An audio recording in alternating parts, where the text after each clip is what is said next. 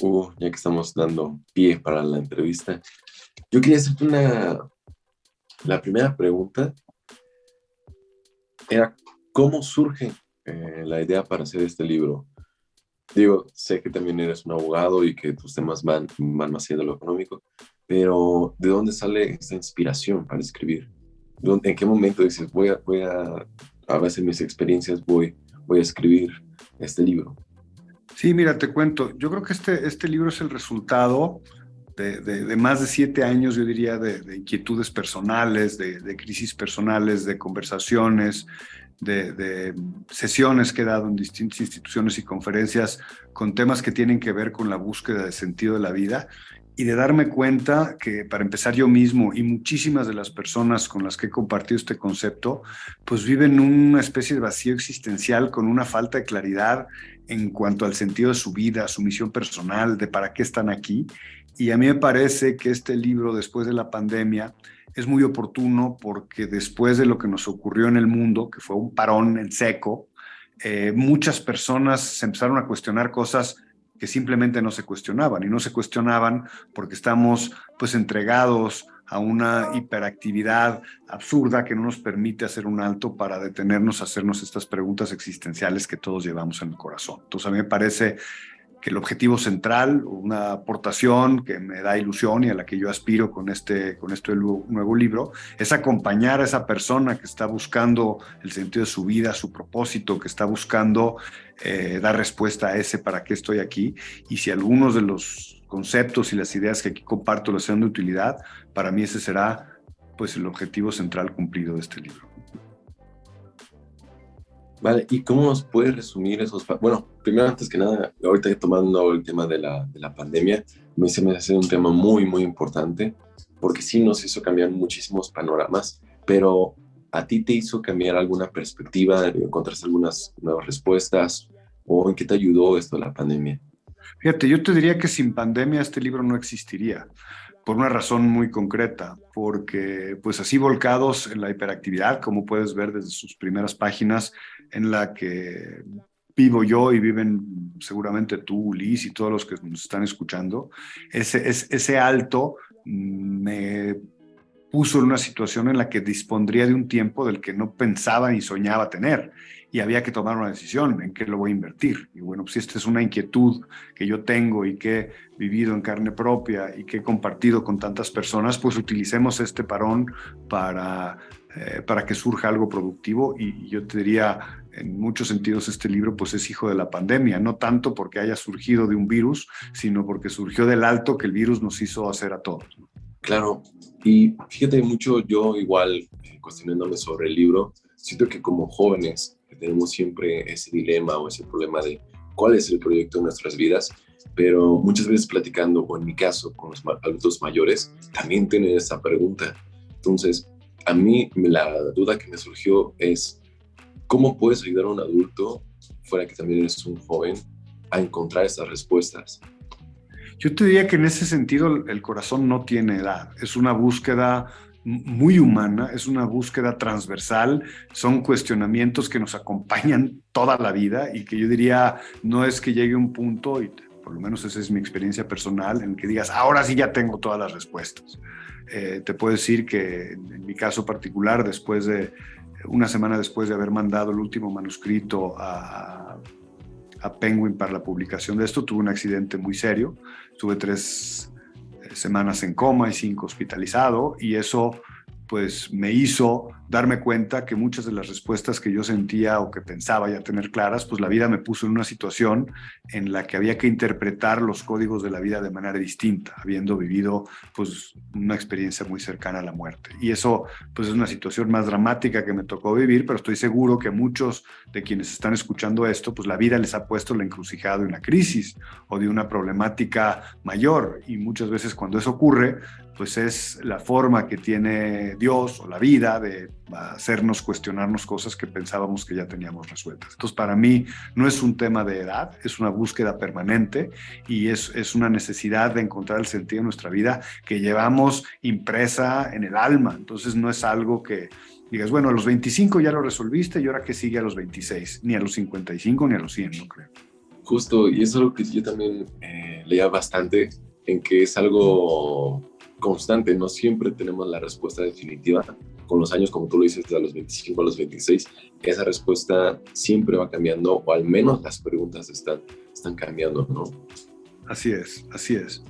Así es, y además fíjate, una cosa que me parece interesante es, después de que leo las mismas páginas que yo escribí después de esta experiencia de vida, yo siempre he pensado que no hay libros, hay lectores, y para mí los libros son el espejo del lector.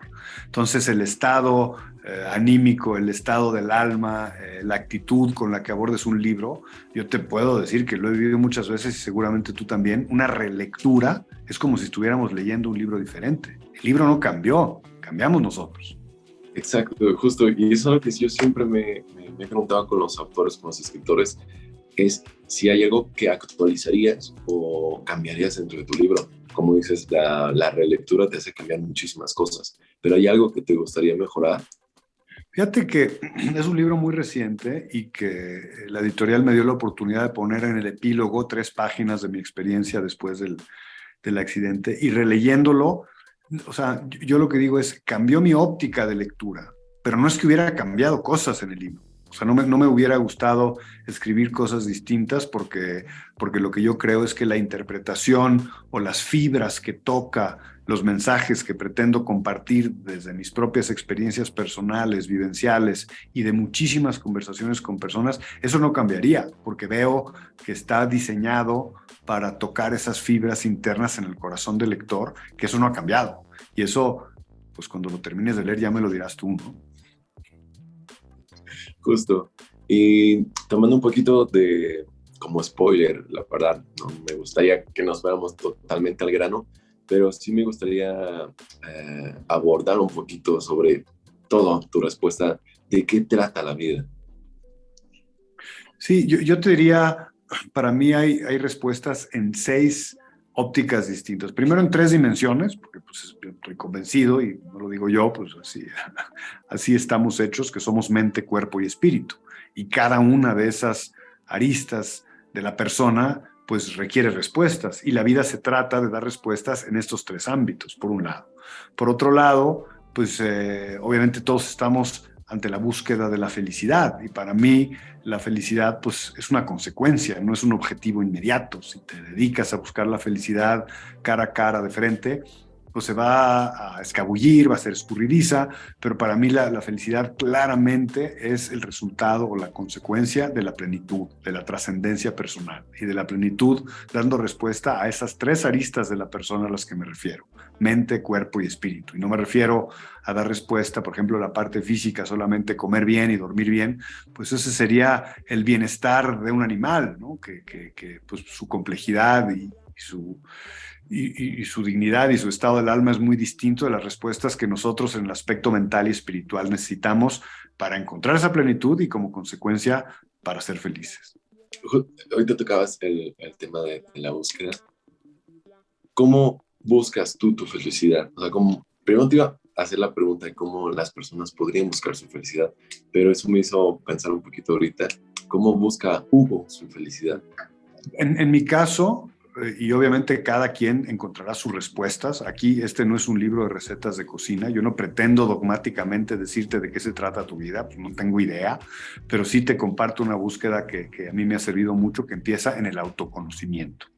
Un autoconocimiento auténtico, humilde, sincero, para saber quiénes somos, qué nos duele, cuáles son nuestras pasiones, cuáles son nuestros talentos, cuáles son nuestros defectos dominantes, cuáles son nuestras virtudes, y partiendo de un autoconocimiento real y de una conexión y una interpretación muy honesta de nuestra realidad, a partir de ahí empezar a buscar, porque muchas veces vivimos pues vidas ajenas, o vivimos tras modelos de éxito que no son los nuestros y que nos distancian de nuestro propio centro. Yo diría, empezando con un autoconocimiento, empezando con una interpretación real, humilde y humana de la realidad, para saber dónde estamos y tener un mapa clarísimo de a dónde queremos ir.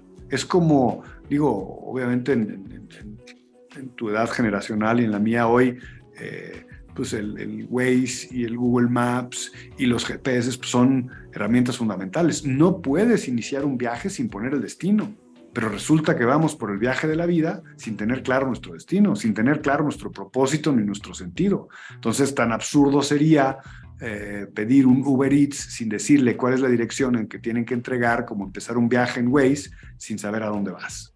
Pero por alguna razón muchas personas vamos por la vida sin conocer ese destino y sin conocer ese sentido. Y tomando el tema de las circunstancias de la vida, por ejemplo, tú me contaste el accidente que tuviste, y yo saliéndome un poquito del periodismo, te voy a contar una experiencia que tuve. Yo recuerdo que tenía una pareja y le mencionaba que yo siempre todo mi proyecto de vida o todos mis hazañas, logros, los hacía por mi familia. Y hace unas semanas tuve la pérdida de un familiar muy, muy cercano, y eso me hizo cuestionarme hacia dónde iba, el momento en el que cuando no estuvieran, ¿qué voy a hacer yo? Pero quería abordar ese tema contigo, los dolores, las pérdidas, ¿cómo influyen eso en nuestras vidas?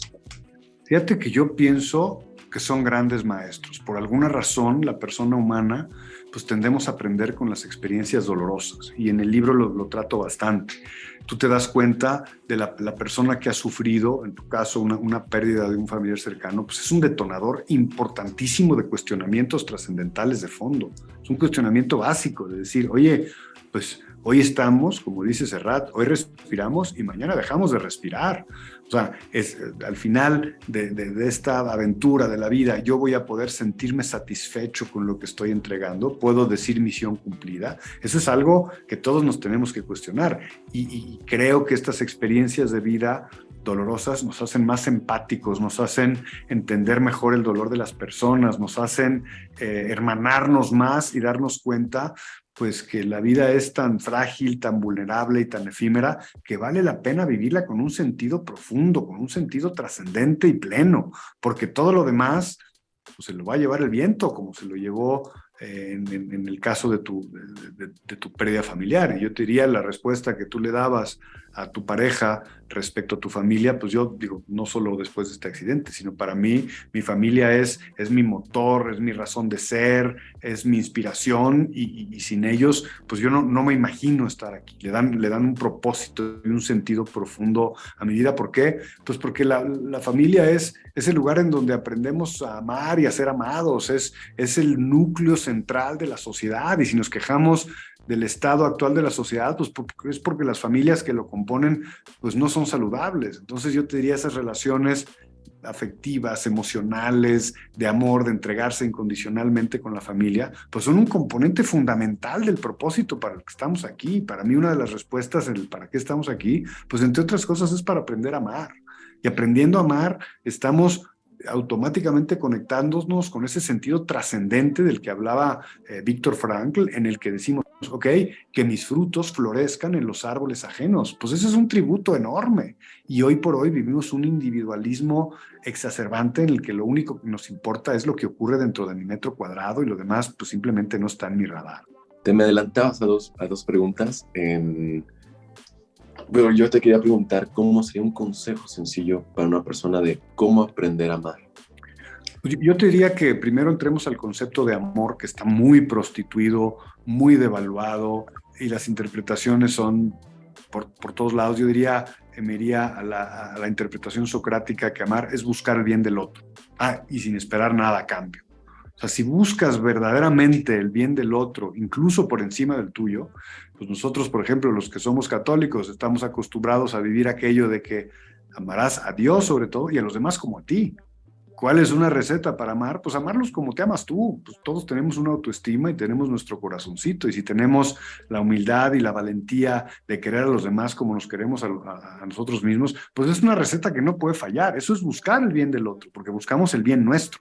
Eso es lógico, todos estamos en búsqueda de un bien y en búsqueda de la felicidad. Y si pretendemos eso para los demás, para el prójimo que tenemos más cerca, pues esa receta yo creo que sería infalible. Y ahora, me decías, la misión cumplida. Cuando llegamos a conseguir alguna meta, ¿qué hay más allá después de esa meta?